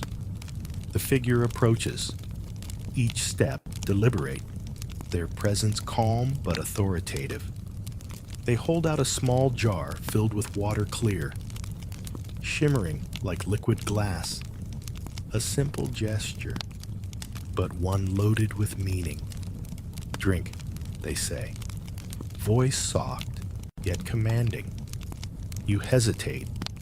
After days of thirst, this offering feels like salvation and a test. Your body aches for relief, but your mind wonders, what is the price of this gift? Is it trust or a binding pact? You remember tales of sacred water in Egyptian culture.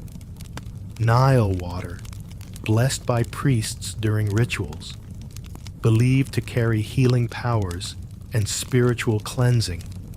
Some believed it could even bridge the world of the living and the dead.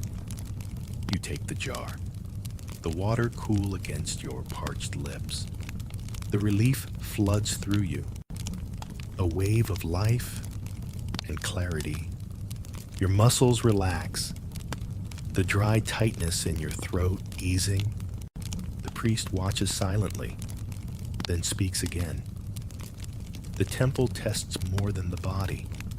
It seeks to awaken the soul. As you swallow, a memory surfaces crocodile dung as sunscreen. An odd but true fact you chuckle at quietly. Ancient rituals weren't always pretty. but they were earnest.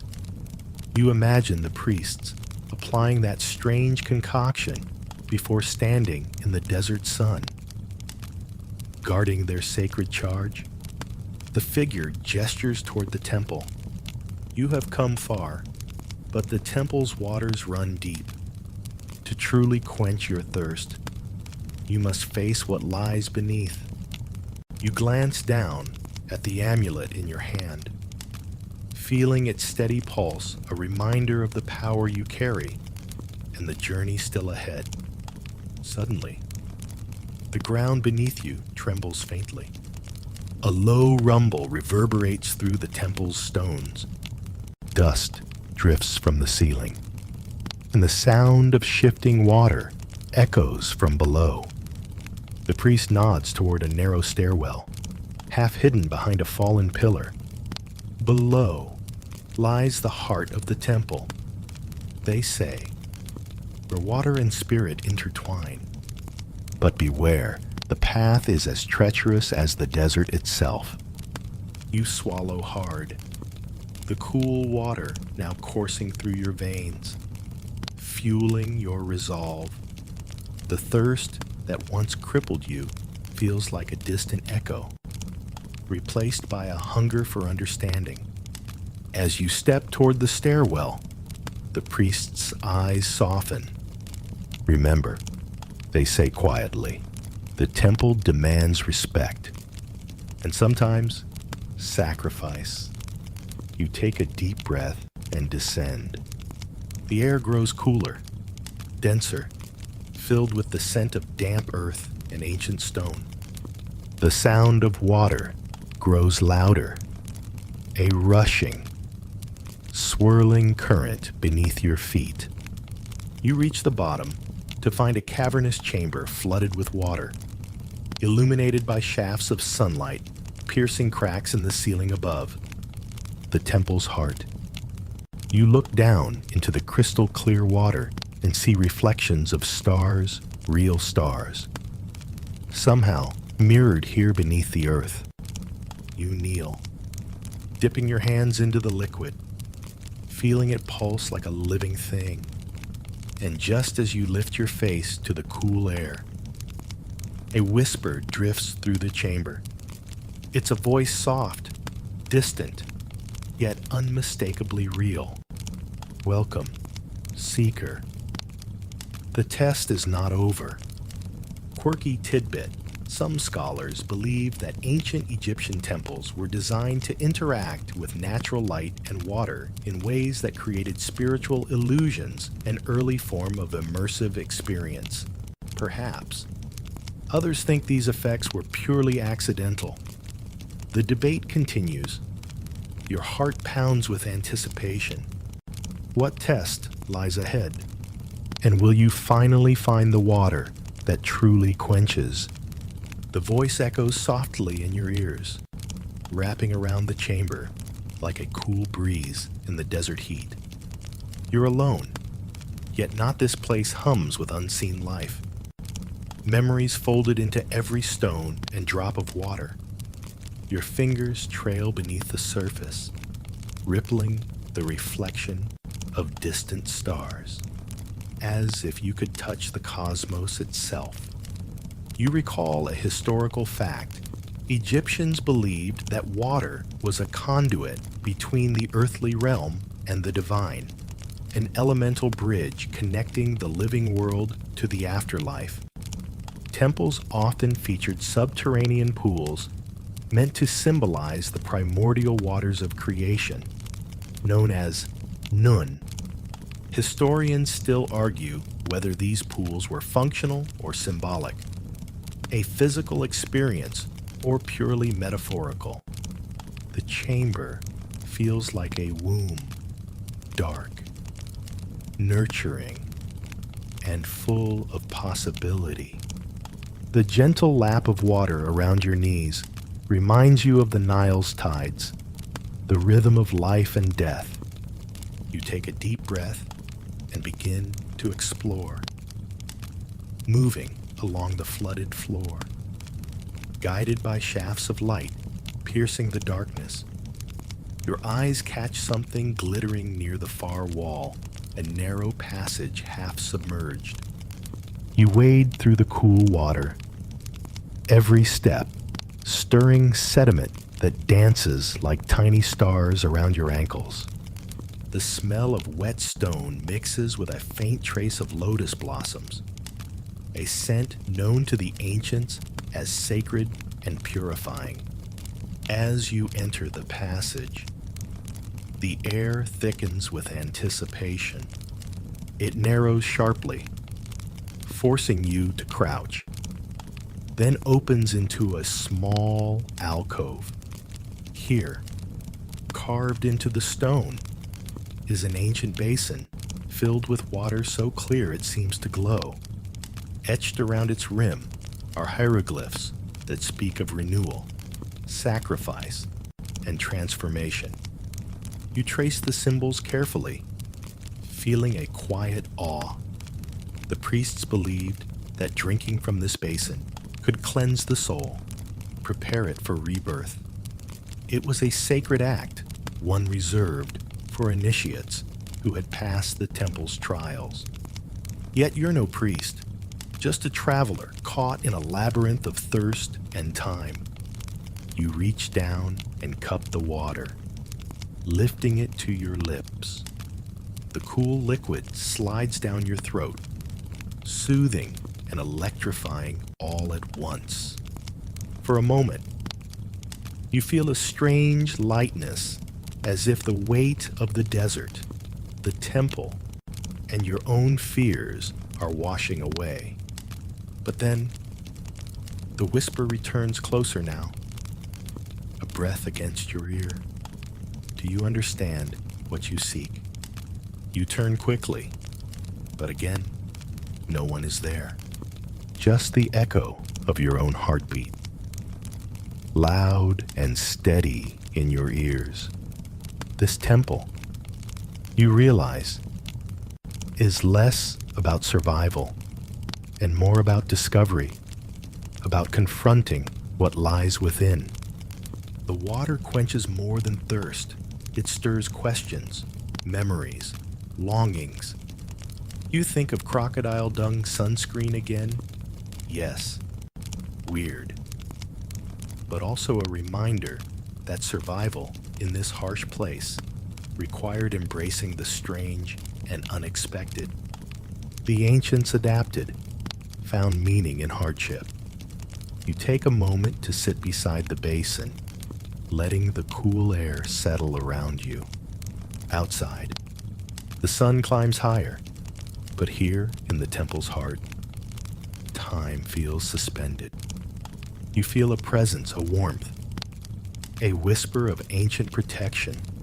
Sobek's spirit, perhaps, watching over the lost and the brave.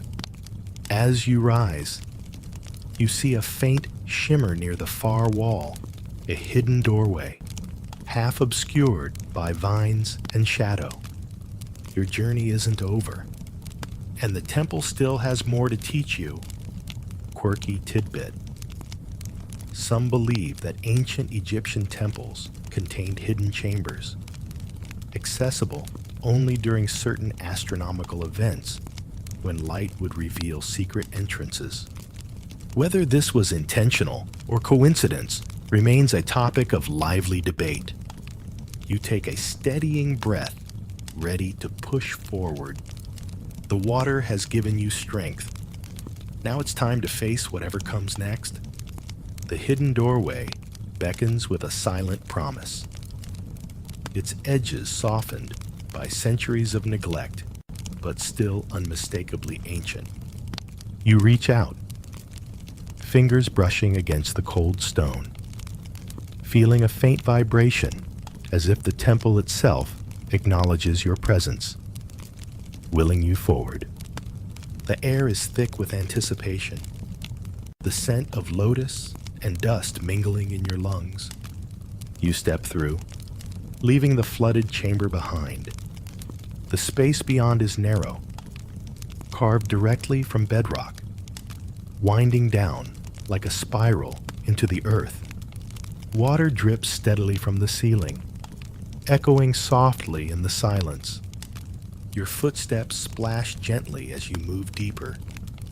The faint glow from your imagined torch flickering against the walls. A historical fact nudges your thoughts. Egyptian temples often included subterranean sanctuaries where only the highest priests dared to venture. These spaces were considered portals to the divine, places where mortal and immortal worlds brushed together.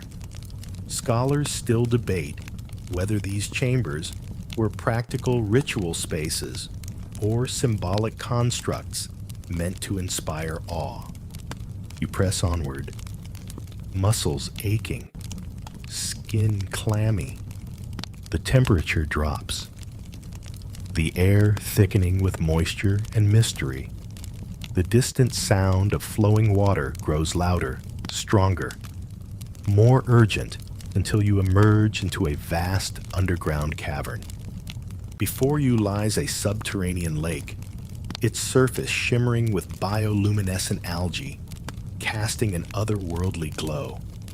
The water here is impossibly clear, reflecting the rough-hewn ceiling, where ancient drawings of celestial bodies dance in pale light.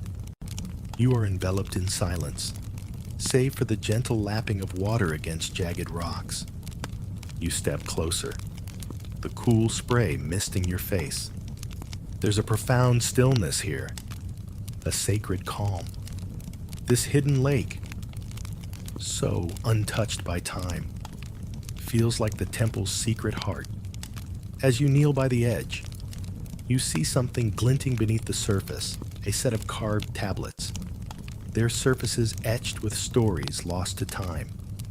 The inscriptions speak of cycles, death and rebirth, drought and flood, thirst and quenching.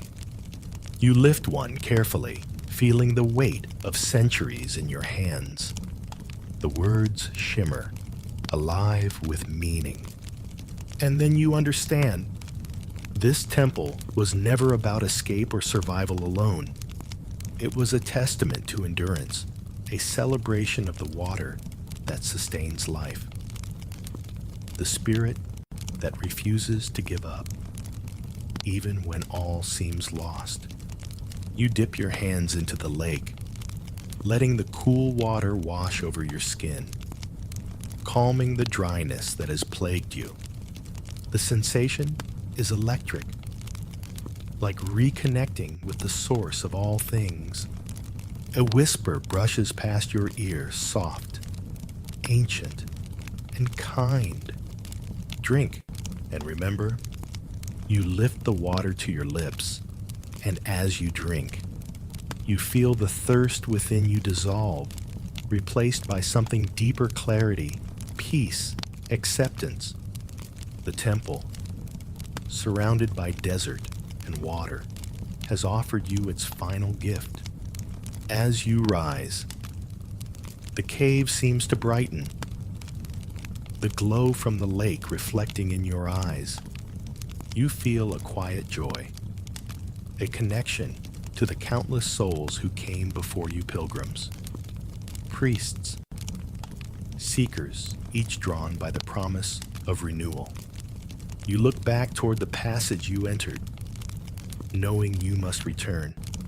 But now, the desert's harsh sun and the temple's shadows feel less daunting, because you carry with you the knowledge that even in the driest places, life endures. And thirst, as painful as it is, can lead you to unexpected depths. The temple's waters have quenched more than your body. They've touched your soul.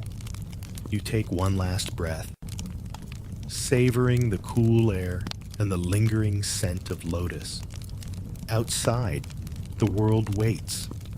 But for now, you rest hydrated, humbled, and ready to face the next day. Quirky tidbit. Some archaeologists suggest that these underground lakes may have been reservoirs designed to collect floodwaters, hidden from the scorching sun, providing a lifeline during droughts. Others argue they served more symbolic than practical purposes, a debate that keeps the mysteries of Egyptian temples alive. You step back into the winding passage, the glow fading behind you, the story of thirst and survival etched forever in your memory. Now, slow your breath, let the story's rhythm ease away, and feel the gentle embrace of night wrapping around you. The desert's harshness softens in the quiet dark. The temple's secrets settle like a whisper in your mind. And you, traveler, have journeyed through thirst to find something far greater. A wellspring of calm, resilience, and hope. The story is over. See you tomorrow night. Sweet dreams.